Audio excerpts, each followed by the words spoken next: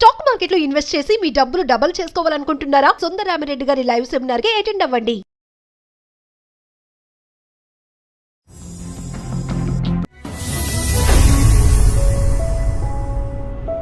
అందమైన జీవితం కార్యక్రమానికి స్వాగతం. నమస్తే కళ్యాణ్ గారు. పెళ్ళైన ఒక నెల రోజులు మాత్రమే అత్తవారింట్లో ఉంది. తర్వాత వెంటనే పుట్టింటికి వెళ్ళిపోయింది. ఏదో చిన్న ఉద్యోగం చేసుకొని బతుకుతోంది. చాలా విచిత్రమైన సమస్యగా ఉందండి. సో తనకి ఏం చేయాలో తెలియ ఒకసారి కాల్ చేయమంటారా? చేయండి మేడం.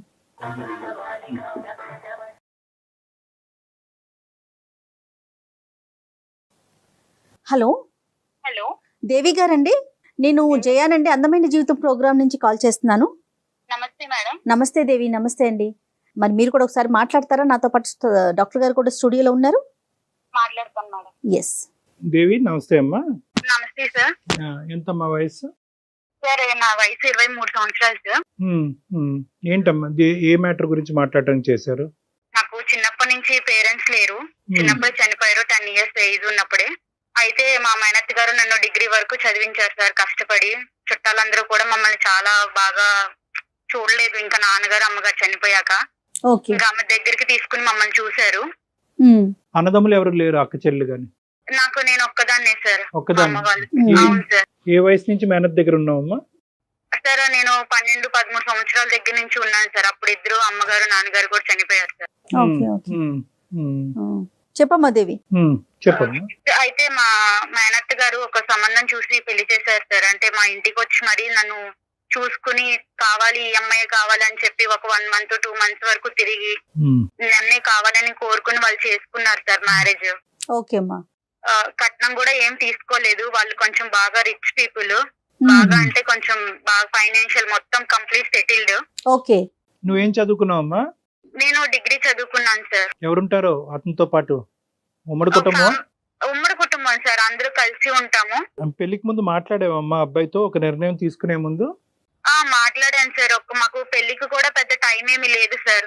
ఓన్లీ ఒక 1 month సార్. వాళ్ళు ఎమ్మటే చూసుకున్నారు. అదే మంత్ లో పెళ్లి చూపులు, ఎంగేజ్మెంట్ అన్ని సంబంధించిన అన్ని అయిపోయినాయి సార్. నువ్వు మొత్తం మేనత్ మీద భారం వేసి బాగుందిలే ఆవిడ కరెక్టే నిర్ణయం తీసుకుంటది కాబట్టి అన్నట్టుగా నువ్వు వెళ్ళావు. మరి నన్ను చిన్నప్పటి నుంచి పేరెంట్స్ లేకపోయినా పెంచి చూసుకున్నారు కదా సార్. మేనత్ ఎప్పుడు బాగానే చూసుకుందామా నిన్ను?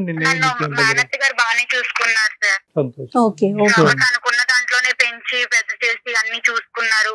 వాళ్ళ పిల్లలతో పాటు సమానంగా చూసుకున్నారు. వాళ్ళకి కూడా పిల్లలు ఉన్నారా? అత్తయ్య కూడా ఉన్నారు సార్. చిన్న వాళ్ళు నాకన్నా ఏజ్ లో. నీకు అంతకు ముందు ఎన్ని సంబంధాలు వచ్చినాయి అమ్మా? ఇది ఒకటే ఫస్ట్ సంబంధమే ఎస్ అని చెప్పారా? అంతకు ముందు వేరే సంబంధం అయితే ఇదే ఫస్ట్ వచ్చింది సార్. వాళ్ళు బాగా ఎంక్వైరీ చేసుకుని అన్ని గమనించుకుని మీ దాకా వచ్చారు. నా దాకా వచ్చి అంతా ఎంక్వైరీ చేసుకుని మా మేనత్ తో మాట్లాడి ఇళ్ళ పక్కన వాళ్ళతో మాట్లాడి ఒప్పించుకుని కావాలి అని చెప్పి చేసుకున్నారు సార్. Okay okay. పెళ్లి బాగా జరిగిందమ్మా? వాళ్ళు 10 లక్షల వరకు ఖర్చు పెట్టుకుని చేసుకున్నారు సార్. వాళ్ళతో వాళ్ళ రేంజ్ కి తగ్గట్టుగా. అవును. ఇప్పుడు ఏంటమ్మా సమస్య ఏంటి దేవి? నన్ను పెళ్లి చేసుకుని తీసుకుని వెళ్ళి ఒక మాట అన్నాడు. ఏంటంటే మా వదినికి పిల్లలు ఉంటే నేను అసలు పెళ్ళే చేసుకోకపోయేవాడిని.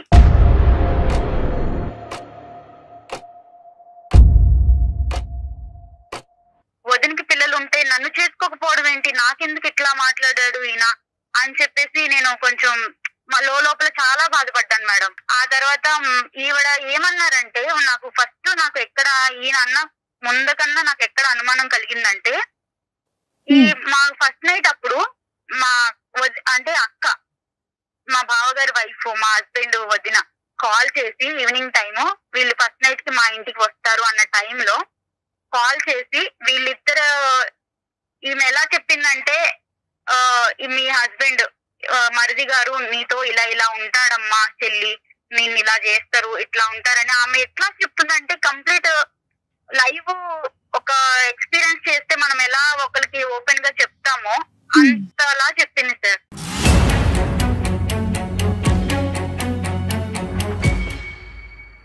నా భర్త ఎలా అనేది ఆమెకి ఎలా తెలుసు, ఇలా చెప్పడం ఏంటి అనేది నన్ను బాగా చెల్లించేసింది. లోపలికి చాలా ఫీల్ అయిపోయాను. వాళ్ళకి పిల్లలు లేరమ్మా? పిల్లలు లేరు సార్. ఇక్కడ పాయింట్ అక్కడే స్టార్ట్ అయింది సార్. వీళ్ళకి పెళ్లి, మా ఆయన నన్ను పెళ్లి చేసుకోవడానికి ఎంత రీజన్ అది కూడా ఆమెకి పిల్లలు లేకపోవడమే సార్.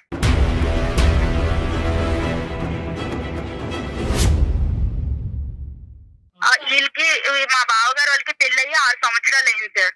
6 సంవత్సరాలు అయింది. పిల్లలు అస్సలు లేరు.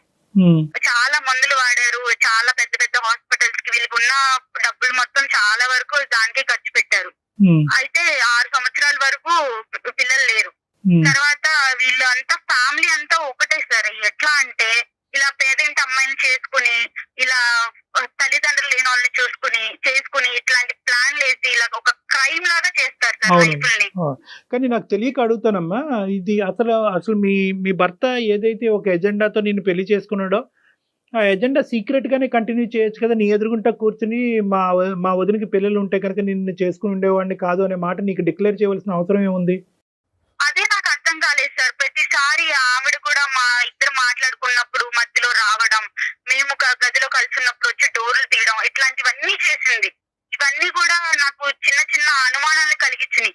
అయితే ఒక రోజు నేను చూడకూడని చూశాను సార్. వాళ్ళిద్దరు రూమ్ లో, వాళ్ళ బెడ్రూమ్ లో, మా బావగారు వాళ్ళ బెడ్రూమ్ లో మా హస్బెండ్ వాళ్ళ వదిన ఉండడం నేను కళ్ళతో చూశాను సార్. అది ఎలా అంటే ఒక చెప్పకూడని పీక్ టైం సార్. అది అసలు టూ మచ్. అది నేను తట్టుకోలేకపోయాను సార్. అది నా భర్త వేరే వాళ్ళతో ఉండడం అనేది నేను అసలు యాక్సెప్ట్ చేయలేకపోయాను. అది కూడా సొంత వదిన. అమ్మ తర్వాత అమ్మ ఎవరైనా ఉన్నారంటే వదిన కదా సార్. మీ బావగారికి ఎంతవరకు తెలిసి వ్యవహారం అతనికి పూర్తిగా తెలుసా? ఇంట్లో అందరికీ తెలుసు సార్. అందరికీ మా తెలుసా? గారికి, అత్తయ్య గారికి, బావ గారికి అందరికీ తెలుసు సార్.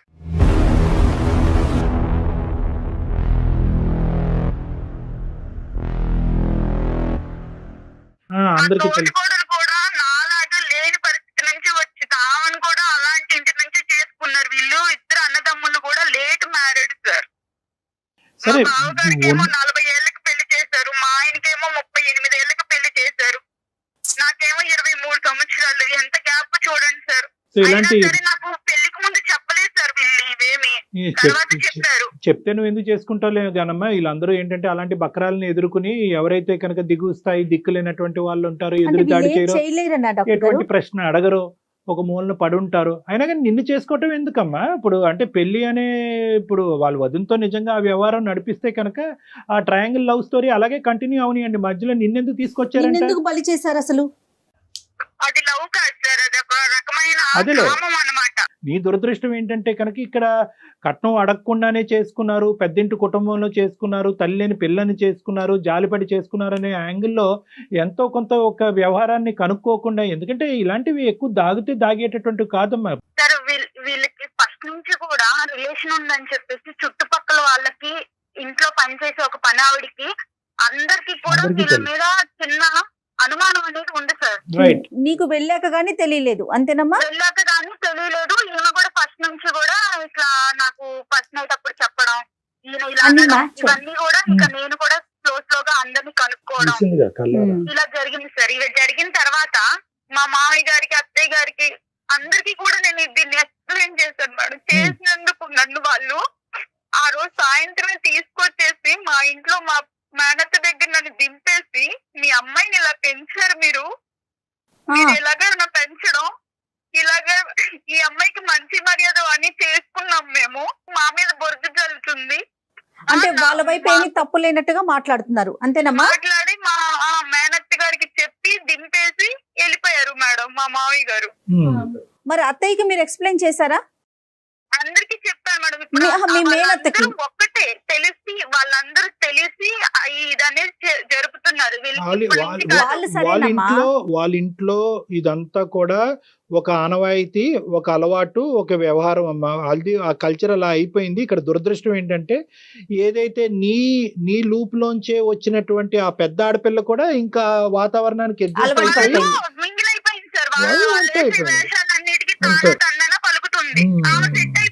మీ మేనత్త కూడా నిన్ను అర్థం చేసుకోలేదా? ఆవిడేమంటారు?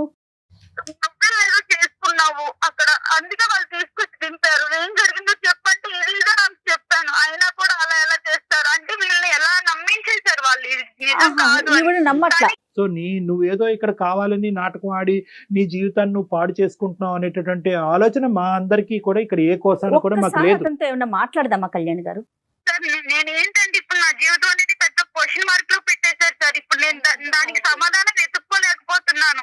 ఎంతకాలం అక్కడ కలిసి ఉన్నావమ్మా? ఎంతకాలం కుటుంబంలో ఉన్నావు? నేను ఒక 20 రోజులు 22 రోజులు అట్లాగే కలిసి ఉన్నాను సార్. నెల లోపే సార్. ఈ 2 years పాటు, ఈ 2.5 years పాటు మీ ఇద్దరి మధ్యన కమ్యూనికేషన్, మెసేజెస్, అతను మీ ఇంటికి రావటం నెంబర్లన్నీ బ్లాక్ చేసేసారు. నేను అక్కడ నుంచి వచ్చాక కూడా నేను కాల్ చేస్తున్నానని చెప్పేసి నా నెంబర్ బ్లాక్ చేసేసారు సార్. వాళ్ళ ఇంట్లో వాళ్ళకి చేస్తే మా అబ్బాయికి ఫోన్ చెయ్యొద్దు, మా అబ్బాయితో మాట్లాడొద్దు, ఏదన్నా ఉంటే నువ్వు పెద్దోళ్ళని తీసుకొచ్చుకో, మాట్లాడుకో, నువ్వేమి ఇట్లా కాల్ చేసినంత మాత్రాన్ని నీకు ప్రేమ ఉందని మేమేం కరిగిపోము, నువ్వు పెద్ద మాట్లాడాల్సిన మాటలు మాట్లాడి నిందలేసి వెళ్ళిపోయావు. అసలు నువ్వేం ఎక్స్పెక్ట్ చేస్తున్నావమ్మా? ఇప్పుడు ఏం లేదు మేడం, అటు నాకు డైవర్స్ ఇవ్వట్లేదు, ఇటు నన్ను తీసుకువెళ్ళట్లేదు. ఈ పెద్ద మనుషులు తీసుకెళ్ళి మాట్లాడినా కూడా అది ఉపయోగం లేకుండా పోయింది. వాళ్ళకున్న ఇన్ఫ్లుయెన్స్ తో ఏమేమో మాట్లాడి మమ్మల్ని మ్యానిపులేట్ చేసేసారు.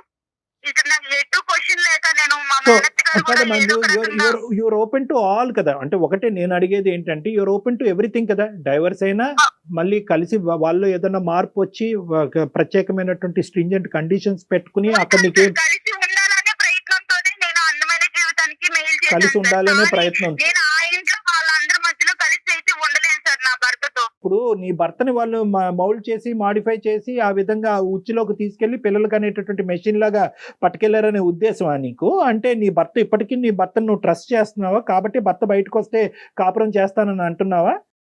అవును సార్, అవును సార్. ఆ కుటుంబంలో వ్యక్తే కదా నీ భర్త కూడా. నువ్వు కుటుంబాన్ని వేరు చేయండి, నా భర్తను తీసుకురండి అంటున్నావు. నేను ఒక జాబ్ చేసుకుంటూ జాబ్ లో కూడా నాకు ఎన్ని అనుభవాలు ఎదురవుతున్నాయి సార్. ఒక పెళ్ళయ్యే అమ్మాయి పెద్ద నుంచి మళ్ళా వచ్చి జాబ్ చేసుకుంటుంది అంటే ఎంత నరకం అనిపిస్తున్నానో ఒక ఆడపిల్లగా నాకు మాత్రమే తెలుస్తారు. అంటే ఏంటంటే వీలైనంత వరకు ఆ కుటుంబం నుంచి దూరంగా ఉండేటటువంటి ప్రయత్నం గురించే మేము కూడా ఒక ఎఫర్ట్ పెడతాం అమ్మా. కాదు కూడదు అతని వ్యవహార శైలి అలాగే ఉందనుకోండి, అప్పుడైనా డైవర్స్ తీసుకుని నీ మటుకు నువ్వు బతికేటటువంటి, నీ కాలం మీద నువ్వు బ్రతికేటటువంటి ధైర్యం నీకుందా? ఉంది సార్. నేను ఇప్పుడు ప్రెసెంట్ జాబ్ ఇష్యూ తేలాలంతే నీకు. అంతేనమ్మా. అవును సార్. నా జీవితం ఎందుకు క్వశ్చన్ చేశారు, నన్ను ఇలా ఎందుకు మోసం చేశారు, ఇలా ఎంతమంది అమ్మాయిలు జరుగుతుంది. అర్థమైందమ్మా. నువ్వు రెండు, అదే నేను ఇందాక చెప్తున్నాను కదా, నువ్వు అన్ని డైరెక్షన్స్ ఓపెన్ గా ఉంచితే కనుక మాకు ఈజీ అవుతుంది. లేదండి ఎలాంటి మనిషి అయినా పర్వాలేదు అతనితో పాటే నేను ఉంటాను అంటే కనుక మా ముందు కాలం బంధం వేస్తాను. నేను వెళ్తాను సార్ వేరు కాపురం. లేదు డైవర్స్ ఇస్తానన్నా నేను దేనికైనా సిద్ధంగా ఉన్నాను. నా జీవితానికి ఒక సమాధానం అనేది కావాలి. సరే నెంబర్ ఫోన్ పిక్ చేస్తున్నాడు అతను, బ్లాక్ చేశాడు. బ్లాక్ చేసేసారు మేడం. ఒక పని చేయమ్మా, నాకు ఒక్కసారి నువ్వు వాట్సాప్ మెసేజ్ పెట్టు, నేనే కాల్ చేస్తాను అతనికి. అలాగే మేడం, అలాగే.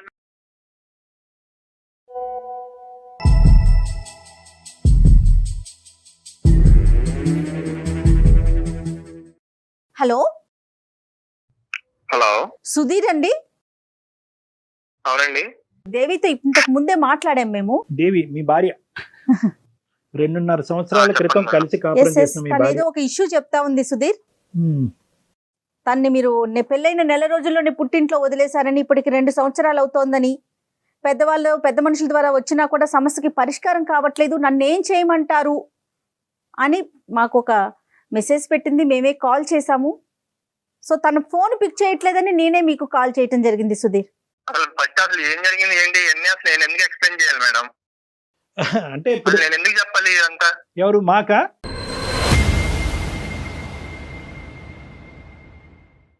అసలు ఎందుకు చెప్పాలి సార్? అసలు మీరేదో ఫోన్ చేసి ఇలా మీ అందమైన జీవితం నుంచి కాల్ చేస్తున్నాము, ఇలా మీ వైఫ్ కాల్ చేసి ఇవన్నీ చెప్పి మీరు నాకు కాల్ చేసి ఇవన్నీ అసలు నేను ఎందుకు చెప్పాలి సార్ మీకు? ఇప్పుడు ఆ అమ్మాయి మాట వినేసి మేము అవునా అమ్మాయి ఇలా చేసే అమ్మాయి అని చెప్పి కొట్టలేదు. లేదమ్మా, ఆ అబ్బాయి వర్జన్ కూడా మేము వినాలి. ఆ అబ్బాయి పడేటటువంటి బాధ ఏంటి అనేది మాకు అర్థం అవ్వాలి అంటే కనుక, ఆ అబ్బాయి నెంబర్ ఉందా అంటే కనుక నెంబర్ ఎత్తట్లేదండి అంటే కనుక, సరే మేము ట్రై చేసుకుని రిక్వెస్ట్ చేసుకుంటాం అనేటటువంటి ఉద్దేశంతో నీకు కలపటం జరిగిందే కానీ నిన్ను ఇబ్బంది పెట్టే ఉద్దేశం కాదు నన్ను. అది కూడా నువ్వు దయచేసి అర్థం చేసుకోవాలి. మీరు ఇబ్బంది పెడుతున్నారని కాదు సార్, పెళ్ళైన కాడి నుంచి ఇబ్బంది పెడతానే ఉంటాను. ఎలాంటి ఇబ్బంది పెట్టింది? ఎవరు ఇబ్బంది పెట్టారు చెప్పండి. ఎవరిని ఇబ్బంది పెట్టారు నీకు తెలీదా? ఎవరిని ఇబ్బంది పెట్టారు నీకు తెలీదా? మీరు నన్ను ఇబ్బంది పెట్టి నన్ను కావాలి మా ఇంటి చుట్టూ తిరిగి మీరు నన్ను పెళ్లి చేసుకున్నారు. నా జీవితం నాశనం చేశారు మీరు. నీ జీవితం నాశనం చేసావు. నువ్వు వచ్చి మా కుటుంబంలో లేనిపోయిన సృష్టించి మా కుటుంబం మేము చక్కగా ఉన్న కుటుంబాన్ని లేనిపోయింది నేను సృష్టించానా? నేను కళ్ళతో చూసిన నిజం కాదా? మీ వదిన మీ వదినాలు రూమ్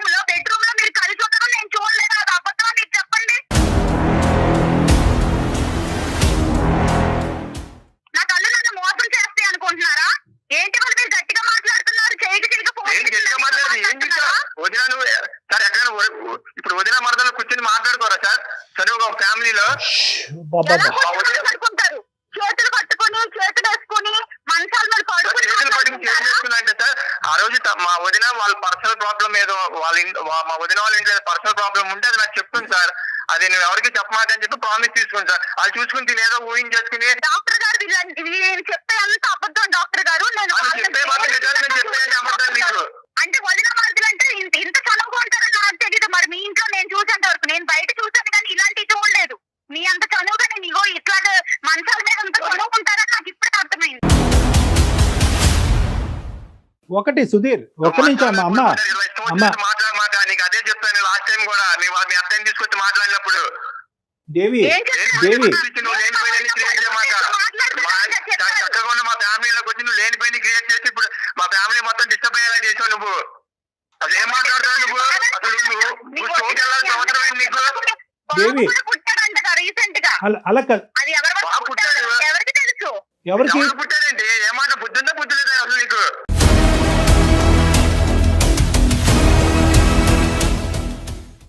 నాకు బుద్ధి బాగానే ఉంది. మీకు బుద్ధి లేని పనులు చేశారు కాబట్టి నన్ను మా ఇంటికి మీరు తీసుకొచ్చి దింపేశారు. నేనే రాలేదు నా కాపురాన్ని పాడు చేసుకుని.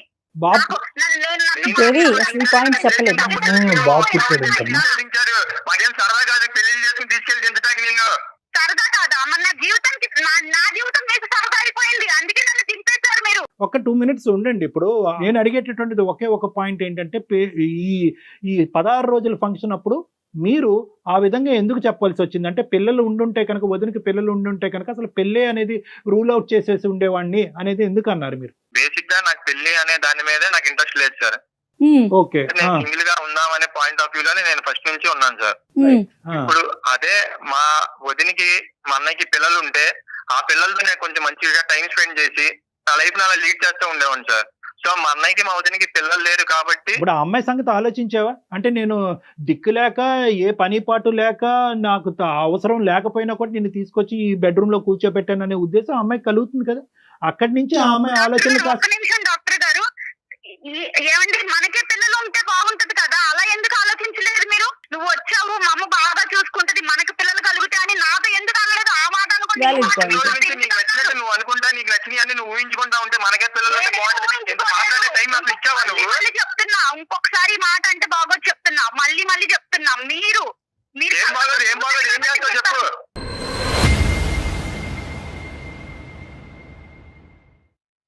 మాట్లాడితే బాగోదు అంట.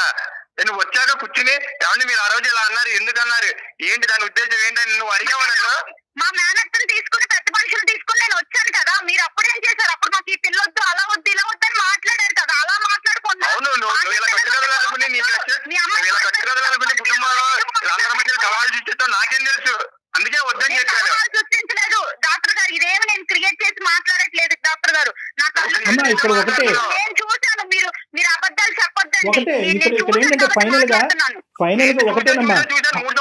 చూసానంటావు ఏంటంటే మీరు మంచాల మీద పడుకోలేదా? ఎలా పడుకున్నారు? నేను చూడండి పిచ్చిగా మాట్లాడమని చెప్తున్నా దేవి, ఇష్టం వచ్చేది సృష్టించమాట నువ్వు చెప్తున్నా.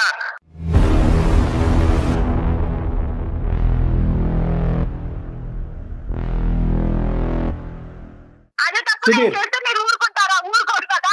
ఊరుకోరు, ఎవరు ఊరుకోరమ్మా.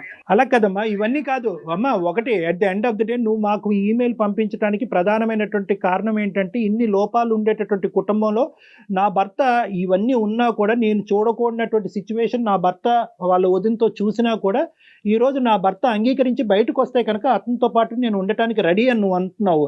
దానికి అతను రెడీయా కాదా అన్నది ఫస్ట్ అది తేల్చుకుని దాన్ని బట్టి మనం మిగతా మాటలు మాట్లాడుకోవాలి. కానీ ఇంకా ఒకరి మీద ఒకరు సుధీర్, అది కాదు. ఇప్పుడు ఆ అమ్మాయి నీకు కావాలా సుధీర్? ఆ అమ్మాయిని మీరు స్వీకరించడానికి రెడీగానే ఉన్నారా? సార్ స్వీకరించడానికి రెడీగా ఉన్నారంటే సార్, తను మళ్ళీ వచ్చిన కాడి నుంచి మళ్ళీ ఏదో స్టోరీ క్రియేట్ చేసి మళ్ళీ వెళ్ళిపోతే మళ్ళీ ఎవరు సార్ రెస్పాన్సిబిలిటీ? లేదు, ఇప్పుడు ఆ అమ్మాయి ఏంటంటే ఈ అంశాలన్నీ పక్కన పెట్టేసి మీ వదిన గారితోనూ ఇలాంటి ఇష్యూస్ ఇవన్నీ ఏం మాట్లాడకుండా, మళ్ళీ ఫ్యూచర్లో ఇవి రాకుండా, పాస్ట్ తవ్వకుండా ఆ అమ్మాయి అన్ని కూడా వెనక్కి పెట్టేసి మళ్ళీ మీ జీవితంలోకి రావడానికి రెడీగానే ఉంది. ప్రొవైడెడ్ ద కండిషన్ ఏంటంటే ఆ కుటుంబం నుంచి మీరు బయటకు విడికాపురం రావాలంట. దానికి మీరు రెడీనా అని అడుగుతారు. ఎందుకంటే ఆయన కోరుకున్నట్టుగా వాళ్ళ వదినికి బాబు కూడా పుట్టాడు డాక్టర్ గారు. నన్ను ఎప్పుడైతే వాళ్ళు దింపేశారో ఆ అమ్మాయి తర్వాత ప్రెగ్నెంట్ అయ్యింది. ఇప్పుడు వాళ్ళ ఇంట్లో బాబు ఏంటమ్మా? జరిగాక నన్ను ఇంకెందుకు తీసుకెళ్ళి ఏం మాట్లాడుతున్నావు? నీకు బుద్ధి ఉందా బుద్ధి లేదా?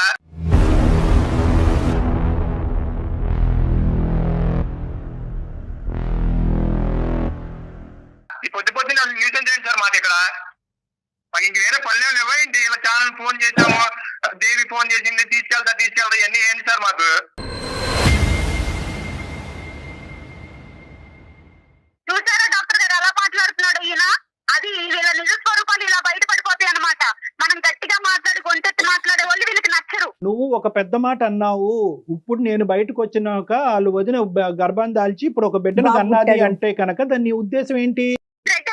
చూసాను కాబట్టి ఇది సిచ్యువేషన్ గా లేదమ్మా, అసలు సందర్భానుసారం లేదు. నా భర్త అటువంటి క్యారెక్టర్ నేను బయటకు రాగానే వదినతో సంసారం చేసి ఇప్పుడు కన్నాడు కాబట్టి ఆ వ్యక్తి అయినా పర్వాలేదు నాకు కావాలి అని చెప్పి నా చేత ఫోన్ చేయించడం ఎందుకమ్మా? ఇప్పుడు నీకు అటువంటి భర్త కావాలా? నిజంగా నువ్వు అన్నదే కరెక్ట్ అని అనుకుందాము. ఈ ఆలోచనలు ఈ ఉద్దేశాలన్నీ మనసులో పెట్టుకుని అతనితో పాటు మళ్ళీ ప్రయాణం మొదలు పెడతాను, ఓన్లీ కండిషన్ అక్కడ కుటుంబం నుంచి బయటకు రావాలంటే ఇది వర్కబుల్లేనా? మీరిద్దరు ఎప్పటికీ కూడా సుఖ సంతోషాలతో ఉంటారా? మేము కలిపి పంపినా కూడా ఇది వర్కబుల్లేనా? ప్రాక్టికల్ లైన్ లో సుధీర్, ఇప్పుడు నేను ఏ నిర్ణయం తీసుకోలేని స్థితిలో మీ దగ్గర మీకు మెయిల్ చేశాను సార్. దానికి నాకు నా జీవితానికి మీరే ఒక దారి చూపించాలి. దారి చూపెట్టాలి అంటే దారి చూపెట్టాలి. ఏదైనా నేను అయిపోయింది. మీకు ఆలోచించుకుని మెయిల్ చేశాను. అతను డైవర్స్ ఇస్తాడా లేదా అనేటటువంటిది అతని సంభాషణలోనే మనకు అర్థమైంది, అతని మాట తీరులో అర్థమైంది. ఇప్పుడు ఫోన్ కట్ చేసి వెళ్ళిపోయాడు. ఇంకా మనకు అర్థం అయిపోయింది అతనికి నువ్వు వద్దు. అదైతే క్లియర్ కట్ గా అతను ఏంటంటే అతనికి నీవు వద్దు అనేటటువంటి మాట అతని నోటి ద్వారా అతను చెప్పకుండానే మీ ద్వారానే డైవర్స్ అప్లికేషన్ అక్కడ పంపించాలనేటటువంటి ఉద్దేశంతో వెయిటింగ్ గేమ్ ఆడుతున్నారు వాళ్ళు. ఇప్పుడు ఏంటంటేనమ్మా అక్కడ జరిగినటువంటి సంఘటన అతను ఒప్పుకోడు. ఎస్ అండి నా వదినతో నాకు ఒక ఇది ఉంది అనేటటువంటిది అతను ఒప్పుకోవట్లేదు. చూసినట్టుగా నువ్వు ఊహించుకుంటున్నావు. అదే ఇప్పుడు నువ్వు ఒప్పుకుంటే మళ్ళీ వాళ్ళకే పరువులు ఉంటాయి, మాకు ఉండవా సార్? మా జీవితాలు ఇలా ఇక్కడ పబ్లిక్ గా నువ్వు చూసింది కరెక్ట్, ఖచ్చితంగా అక్కడ అక్రమ సంబంధం ఉంది అనే విధంగా మేము కూడా మాట్లాడలేవు. కానీ నీ కళ్ళ ద్వారా నువ్వు ఏదైతే చూసావో అది నువ్వు నమ్ముతున్నావు కాబట్టి అక్కడికి వెళ్ళేటటువంటి ఉద్దేశం నీకు ఉందా లేదా అని దేవి మొత్తం నువ్వే చెప్తున్నావు. నువ్వు ప్రాక్టికల్ గా ఆలోచించు. నువ్వు చూసింది మేము సమర్థించలేము అమ్మా. ఎందుకంటే మేము ఎలా సమర్థిస్తాము? అక్కడ మేము సమర్థించలేము. కానీ నువ్వు చూసింది నిజమే. ఆ నిజాన్ని నేను చూశాను కాబట్టి అది నేను జీర్ణించుకోలేను కాబట్టి అక్కడికి నేను వెళ్ళలేను అనేటటువంటి నిర్ణయం అన్నా తీసుకోవాలి. అది జీర్ణించేసుకుని సంసారం జీవితమే ఇంపార్టెంట్ కాబట్టి మిగతా అంశాలన్నీ పక్కన పెట్టేసి అణిగిమణిగి నేను అక్కడే ఉంటాను అనే నిర్ణయం అన్నా ఏంటంటే అది ఖండిస్తున్నావు, అది తప్పు అంటున్నావు, అది కరెక్ట్ కాదంటున్నావు, అది దరిద్రం అంటున్నావు. కానీ నా భర్త నాకు కావాలి, అక్కడి నుంచి బయటకు వస్తాయి కనుక అన్ని మర్చిపోయి కాపురం చేస్తానంటే ఈ రెండు ఎలాగ ఒక పడవలో ఎలా ప్రయాణం చేయొచ్చు? ఇవి కాదమ్మా నువ్వు చూసింది. ఇప్పుడు మీరు నా బాధ అనేది మీకు అర్థమైంది కాబట్టి నాకు అర్థమైంది.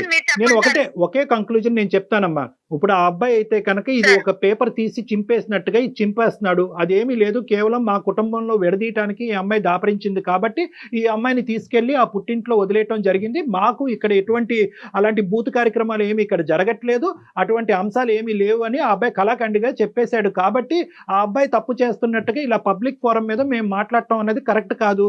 వదినికి అతనికి ఇంకోటి ఏదో ఉంది అనేటటువంటిది ఇలా పబ్లిక్ ఫోరం మీద మాట్లాడటం కరెక్ట్ కాదు. కానీ at the end of the day okay అందు గురించి ఇక్కడ ఏంటంటే బాధితురాలు నువ్వే, జడ్జి నువ్వే. అదే నేను అంటున్నాను, బాధితురాలు నువ్వే, జడ్జి నువ్వే. నువ్వు కొద్దిగా ఓపెన్ మైండ్ సెట్ లో ఉండాలి. నువ్వు ఎంత ఇంప్రాక్టికల్ గా ఆలోచిస్తున్నావు అనే ఓపెన్ మైండ్ సెట్ తో నువ్వు ఉంటే కనుక నీ నిర్ణయం నువ్వే తీసుకోవచ్చు. ఇలాంటి వ్యవహారాలు నడిపించేటటువంటి భర్తతో పాటు నమ్మకంగా నేను ఎలాగా కాపురం చేయగలను, ఎలా నమ్మకంగా అతనితో కాపురం చేసి పిల్లలు కన్ను, ఇది ప్రాక్టికలీ ఇంపాసిబుల్. నెంబర్ 1. నెంబర్ 2 ఏంటంటే ఇక్కడ మోస్ట్ ఇంపార్టెంట్, అతనికి నీ మీద పూర్తిగా నమ్మకం పోయింది.